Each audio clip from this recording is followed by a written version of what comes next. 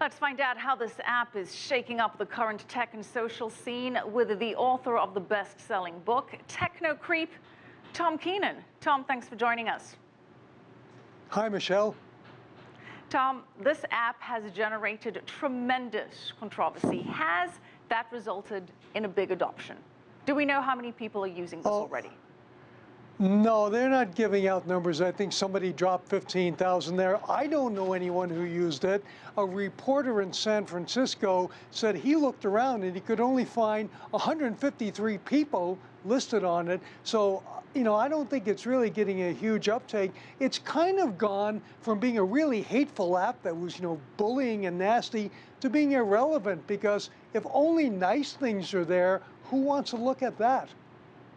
Well, that's just the point. I mean, can this be a legitimate source of information? Well, it certainly could, but let's take, for example, you want a hockey coach for your kid. So you go on and you look at all the reviews and they say, yeah, pretty good hockey coach, shows up on time, but maybe somebody has put a review in there that he's a really bad guy, he's done something evil once. That review will be hidden unless Coach Jones decides to approve it.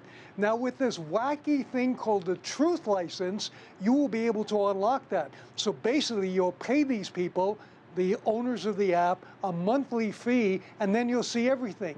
So she kind of wants to have her cake and eat it. She wants to have, oh no, only nice things there, bud. Give me some money, and you can see everything.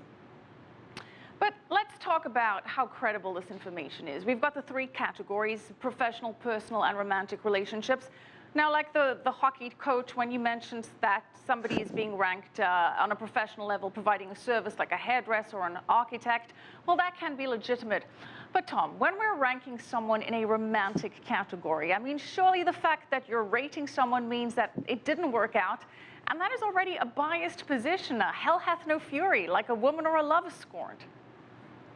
Absolutely. There was an app for a while called rottenneighbor.com, and you could put any address in there and you could say the person who lived there was a good neighbor, a bad neighbor, a sex offender, their house was in foreclosure. I took a screenshot of downtown Calgary.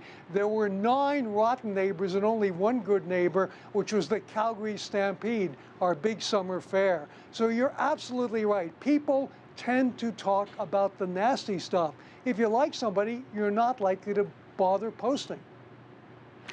Well, there was so much criticism about the negativity, and as we discussed, going forward, users will not be allowed to rate others without their permission, and a user can also hide these negative reviews. That defeats the purpose, though, doesn't it?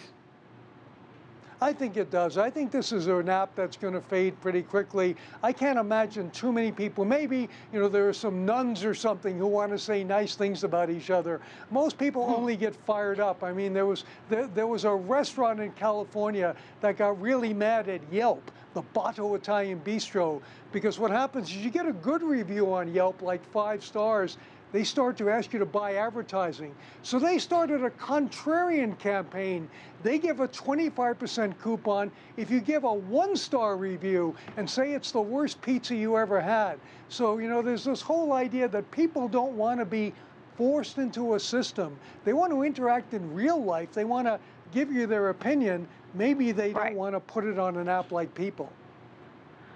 Well, like you said, human nature, people tend to complain and be vocal about that when they're unhappy, as opposed to being vocal when things are going well. Now, you mentioned this truth license. That is one stream of revenue, but how else does this app plan on monetizing? I mean, keeping in mind that there's app saturation, so many apps out there, and less than 50% of iOS apps make $500 a month. What's the revenue stream plan here? Absolutely. I mean, they'll probably look to advertising. And as I said, Rotten Neighbor, that's kind of why they died. Because who wants to advertise on a site that's saying that your neighbor is a nasty person? Can you see IBM or Cisco buying an ad there? So that site just faded away. There's no real business model that I can see. They're thinking of a freemium model where you get certain things and then you get the extra stuff. But really, right now, the only extra thing they've talked about is this wacky truth license, and I don't really think that's going to fly. I certainly wouldn't buy it. No, I certainly wouldn't buy it either, and you have to be on Facebook to log into this.